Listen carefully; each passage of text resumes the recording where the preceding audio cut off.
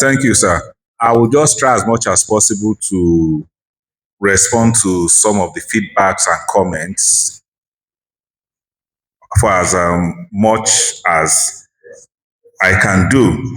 So let's start with the issue of number of security agencies more than numbers of voters. That's not true. I'm saying it authoritatively, just as I told you. I'm not just speaking as a commissioner of police, but as a scholar that has carried out some research on this issue. Now, the number of security agencies, INEC staff, ADOC, NYSC, everything, put it together, deployed on election day, they are not more than 2 million. They are not more than 2 million. Nigeria's population is over 220, 30 million. Registered voters, we have over 130 million. 2 million is insignificant figure to number of registered voters. And 2 million is insignificant to 120, 130 million. So I'm a registered voter. I have my voter card. It is here in Abuja, but I registered in Ibadan. And I've participated in all elections in Nigeria since 1999. But I've not been able to vote because I'm always on duty. Now, some people came up with two things. Initially, they came up with a diaspora voter. Then they came up with people who are on essential duty to come and cast their vote. Personally, I will not support. Just as I said, I'm speaking as myself now, not the Nigerian Police Force. So by the time you are reporting, don't say Nigerian Police Force say. And I will tell you my reason. I, as a person, as a Nigerian, will not support that people in diaspora should vote first before me, that I'm here in Nigeria. Anybody in diaspora should vote where they are for the government and the places where they have decided to relocate to. They should not decide how we vote or who will govern us in Nigeria. Now, coming to people who are deployed on that day, all the people that are on essential duty on election, again, they are not up to 4 million. Who are the people on essential duties? Apart from the 2 million that I said security forces and INEC that are deployed, doctors, nurses, engineers, you name them, they are not up to another 2 million. Now, recently, a move was made that we should have early voting in Nigeria.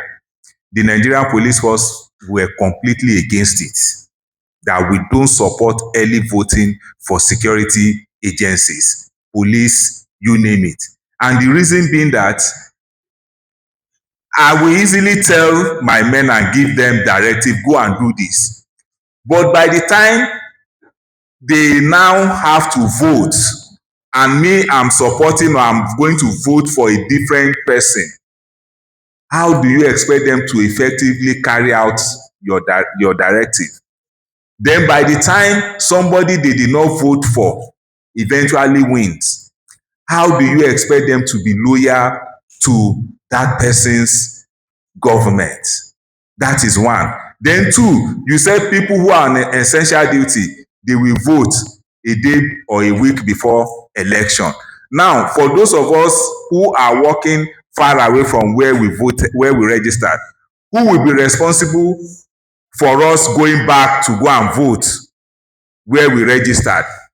Is it me that will remove from my small salary again to transport myself back and come back again to face the regular election? Then the argument that now brought this thing to a halt at the National Assembly is this, that if we are not careful, these 2 million votes will destroy over 120 million votes. Because if these people vote, you keep it, you did not count it. Then on the day of election, over 90 million people vote. and the difference is just 30,000-40,000. You now bring these 2 million people that have voted early to now say this is the result. They now say this person is the owner, Abi is the winner. Will the person that lost, will that person agree? So imagine the chaos and the trouble, the war that this thing will start. So the fact that something happened in Ghana, something happened in this, does not mean each time people make comparison, I always say these are unjustifiable comparison. Ghana is not, a lot of states in Nigeria, they are bigger than Ghana in terms of land mass, in terms of population, you name it. Name it. Economy, name it. Development, a lot of states in Nigeria, they are bigger. One local government in Cross Rivers, I served in Cross River State, Akamkpa, is bigger than Ghana. One local government. You can travel in Akamkpa before you enter Calabar. You can travel in that local government for 4-5 hours within one local government. It's bigger. So how do we do that comparison?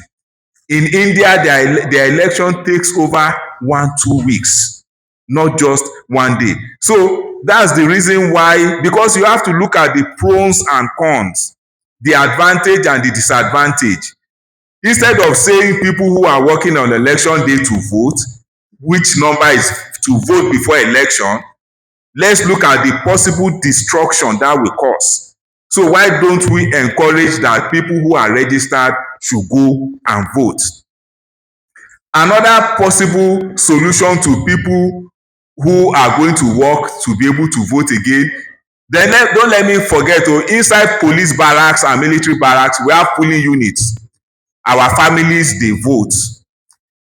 Military people who are not on duty on election, they vote. They vote. Our families, wives, children that are living in the barracks, they vote on election day because we have polling units in those places.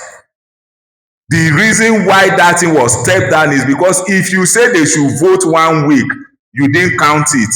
The day of election, you now bring that vote. The person that lost, will they agree?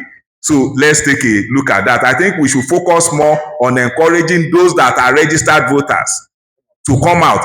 Then what are the things that can be done to make to make them to come out?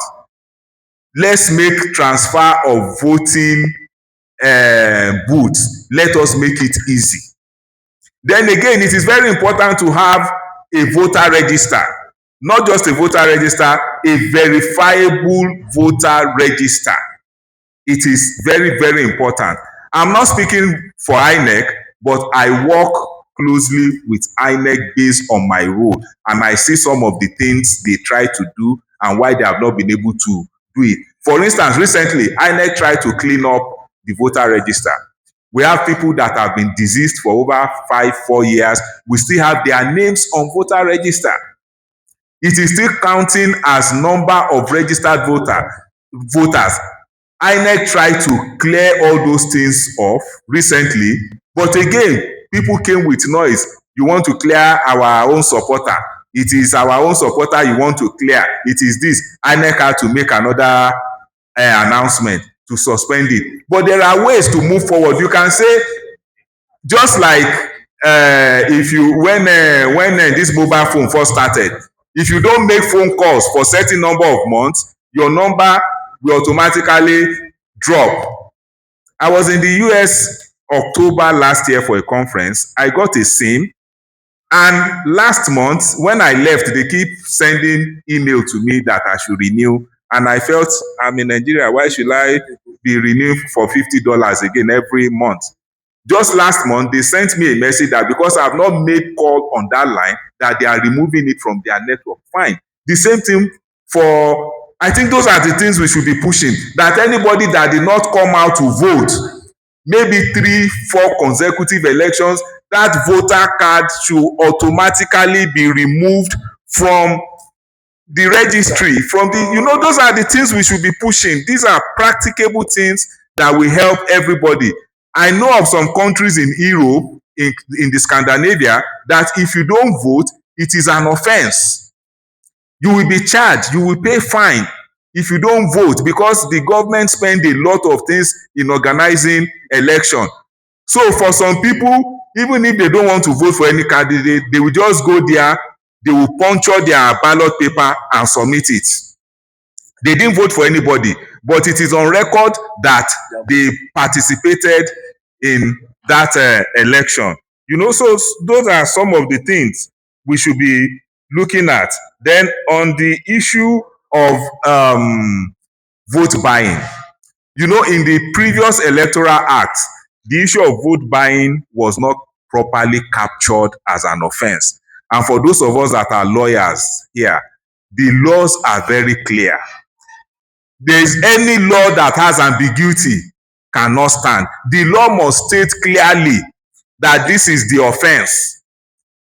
It is not the person enforcing or anybody that will now interpret it to mean this. So even in this electoral act, the electoral act, that was what I was trying to open, section 22 specifically says that's the offense of buying and selling of, it's even talking about voters card. You know, okay, the issue of vote buying, the electoral act should specifically say anybody that gives money, whether a day before, a month before, on the day of election, for the purpose of getting somebody to vote, it should be clearly stated. Or if it states that, okay, offense of vote buying is only for people that are distributing money on the day of election. For instance, food bank, people distribute food weeks, months before the election. Technically, what is it? Don't say it, but technically, what is it? But as the law identified it as an offense, and that's why sometimes you see they will say police has refused to arrest. We will only arrest what the law says. This is what the law says, that is what we arrest. Few cases happened in Anambra where some people were seen with money on the day of election. They were arrested. It comes to prosecution. This same law says it is only INEC that will prosecute. So even when you arrest, you give to INEC to prosecute. Then somebody was arrested leaving his house with money in one of the election, and this person said he wants to go and pay his party agents. Again, will you tell him not to pay his party agent? You know, so we should work on practicable things. The law should be clear that this and this action constitute offense. Disparity in reporting from observers and what the reports of authorities. You see, with due respect to the observers, sometimes you see observers reporting emotions and sentiments. During one of the programs in Ekiti on channels, one of the civil society organizations was saying 16 cases were reported. But in the actual fact, only 5 cases were reported. One of vote ballot snatching, the suspect was arrested. 4 suspected vote buying and selling. Now, the civil society organization said 16. Those are the reports that most observers base their reports on. This 16 was reported by multiple agencies. One case was reported by 3-4 people. All of us will know advantages and disadvantages of having multiple entry points when you are collating data. When you have 6-7 people entry points, the 6 will report one case as 6 cases because it is being done in multiple places. It is at the end of the day when you are now reading the fact, you now see that it is the same offense or the same incident that happened at number 5 that all of them have reported. But those are the things that some of the observers will carry to form their own report. So we always encourage observers, report what you saw yourself, then verify it. One of the cases of vote buying, for God's sake, in 2026, Do you think vote buying, vote selling will happen and it will not be captured on camera? Is it possible? Is there any phone that doesn't have camera? Is it possible for vote buying to happen daytime at a polling unit and nobody has a photo or video of it? Is it possible? Those were the questions I asked the candidates. Bejide, I can't remember his party, one of the governorship candidates. I went there when the report came. I personally went there, and where is the person selling votes? Who captured it? In Nigeria today, when you see something, before you even talk, you will quickly bring your camera and record it. But so those are the things. Some of these allegations of vote buying, vote selling, they are as a result of sentiment. And in Nigeria, we all know that the moment somebody, at the beginning, they will say, yes, the election is fine, election is fine. By afternoon, when somebody is beginning to say the election is not fair, he's seeing the result that he's losing. And that's why he's saying some of those things. Voter education for women. I think the best approach for voter education for women, I will recommend two: one-on-one and community-based. One-on-one interaction, then community-based. A lot of women in the rural areas, they have association, they have what do you call all this group, as in different groups. So that can be done for women in those area, and the emphasis should be on how to vote and for them to make sure they vote for candidates of their choice. Prosecution is now with INEC. Then I think issue of fake news. The Electoral Act is very clear, and this goes to the media. It is only results that has been announced, declared officially by INEC, that should be published. Then the contributor on law of motion, law of this, law of that, if those laws are not in line with the laws of Nigeria, it will be an offense. And any action taken towards that will constitute an offense, and the person will be arrested and prosecuted. So don't apply law of motion, don't apply law of gravity on what is happening. If the law, whether the Constitution, the Electoral Act, the regulation, the penal code, if it is in the northern part, the criminal code, if it is in the southern part, says this should not happen or this is it, those are the ones that you should follow. I think so far so good, I've been able to respond to some of the things. And let me still cap it all that irrespective, you can take this one to the bank. We will ensure that there is peaceful election in Nigeria, no matter what people are saying or what they are saying. We know what we will do to give us peaceful election.